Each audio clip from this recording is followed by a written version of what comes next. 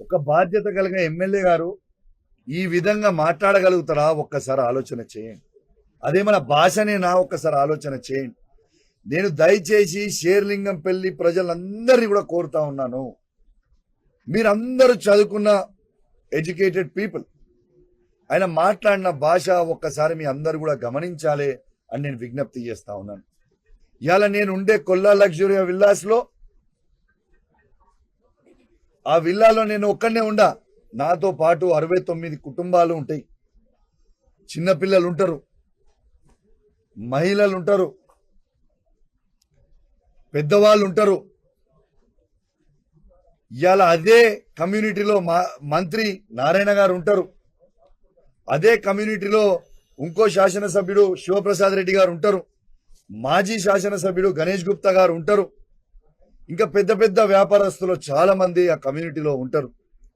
అట్లాంటి కమ్యూనిటీ లోపలికి ఇలా దౌర్జన్యం చేయనికి వచ్చిండు అంటే, ఇలా ప్రజలని భయప్రాంతాలకి గురి చేయడానికి నీకు ఆ ప్రజలు ఓట్లేసి నేను ఎమ్మెల్యేగా చేసిండ్రా అని నేను అడుగుతా ఉన్నాను. నీ రౌడీయిజం చూడడానికి నీ నియోజకవర్గాల్లో నీకు ఓట్లేసిరా అని నేను అడుగుతా ఉన్నాను. ఇలా కమ్యూనిటీలో ఉన్న ప్రజలందరూ కూడా నీకు ఓట్లేస్తేనే నువ్వు ఎమ్మెల్యే అయినావు కదా.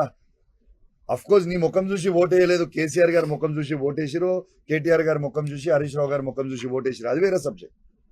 కానీ ఓట్లేసిన ప్రజలని భయప్రాంతాలకి గురి చేయడం నువ్వు ఎంతవరకు కరెక్ట్ అని నేను అడుగుతా ఉన్నా.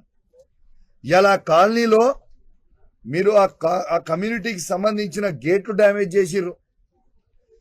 ఎంతో మంది ఇంట్లో గ్లాసులు పగలగొట్టిర్రు. నా ఇల్లుతో పాటు వాళ్ళ కారద్దాలు పగలగొట్టిండ్రు. ఇది సమాజానికి కరెక్టా అని నేను అడుగుతా ఉన్నాను. What are you trying to do mister Gandhiji? Can you please tell me? మళ్ళా ఇంతకి నువ్వు వచ్చి చేసింది ఏముందిరా భయ్ అంటే, ఆడికి వచ్చి నన్నేమైనా టచ్ చేసినావా? నా ఇంటికి కూడా టచ్ చేయలేకపోయాను. ఆఖరికి గట్టిగా గాలి వస్తే అద్దం బలిగిపోయేది, అద్దం బలగొట్టిపోయాను. ఇదా మీరు చేసేది? ఇదా మీకు కావాల్సింది? నువ్వు స్ట్రేట్గా చెప్పు. నువ్వు బీఆర్ఎస్ పార్టీ ఎమ్మెల్యే అయితే నువ్వు కండువ కప్పుకో, రాదు కండువ కప్పుకో. ఇలా నువ్వు ప్రతి ఇంటర్వ్యూ ఇస్తుంటే నేను టీవీలో చూస్తున్న బ్యాక్గ్రౌండ్లో వైఎస్ రాజశేఖర రెడ్డి గారి బొమ్మ ఉంది. వాళ్ళ ఇంటి చుట్టూ మొత్తం కాంగ్రెస్ ఫ్లెక్స్లు ఉన్నాయి, వాళ్ళ ఇంట్లో మొత్తం కాంగ్రెస్ బొమ్మలు ఉన్నాయి. ఒక్కసారి సమాజం ఆలోచన చేయాలి, ఇట్లాంటి వాళ్ళు మనకు అవసరమా అనేది సమాజం ఆలోచన చేయాలి. రెండోది, మీకు ఒక వీడియో వినిపించదలుచుకున్నా. ఇలా గాంధీ గారు మాట్లాడిన వీడియో ఒక్కసారి మీ అందరు వినాలి. ఆయన ఏమన్నాడో ఒక్కసారి మీరు వినాలి.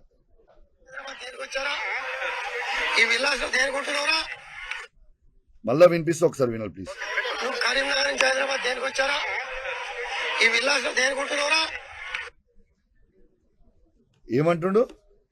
కరీంనగర్ నుంచి నువ్వు వీడికి ఎందుకు వచ్చినావు? నువ్వు ఈ విల్లాస్ లో ఎందుకు ఉంటున్నావు?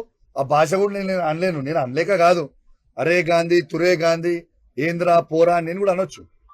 కానీ మా నాయకుడు కేసీఆర్ గారు మాకు సంస్కారం నేర్పించింది కాబట్టి నేను అంటలేను.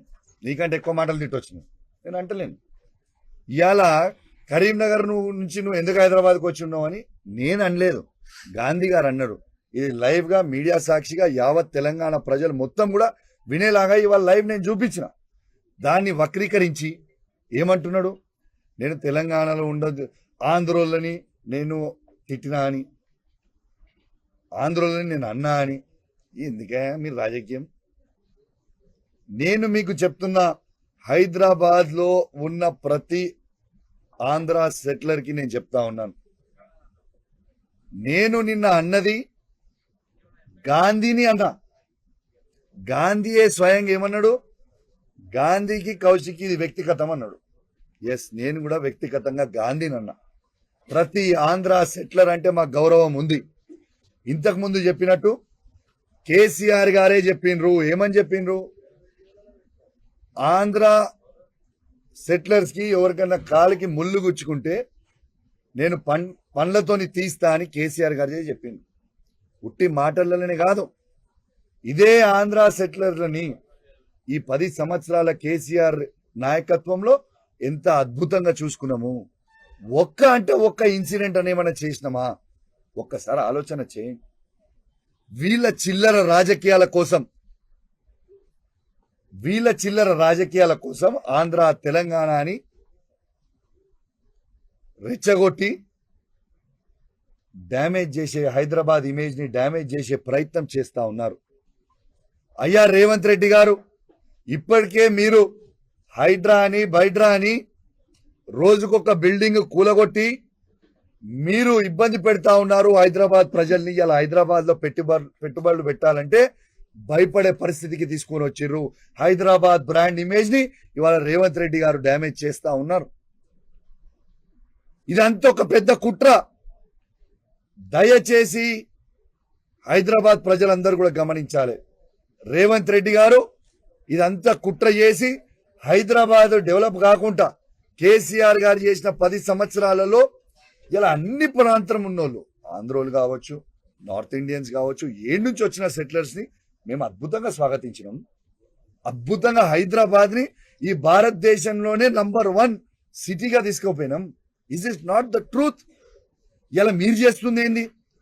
చంద్రబాబు నాయుడు గారి ట్రాప్ లో పడి, చంద్రబాబు నాయుడు గారి డైరెక్షన్లలో పడి రేవంత్ రెడ్డి గారు ఇక్కడి నుంచి అందరినీ కూడా తీసుకుపోయి అమరావతికి డైవర్ట్ చేసే ప్రయత్నం ఇవాళ స్వయంగా రేవంత్ రెడ్డి గారు చేస్తున్నది యావత్ తెలంగాణ ప్రజలు గమనించాలని విజ్ఞప్తి చేస్తా ఉన్నాను.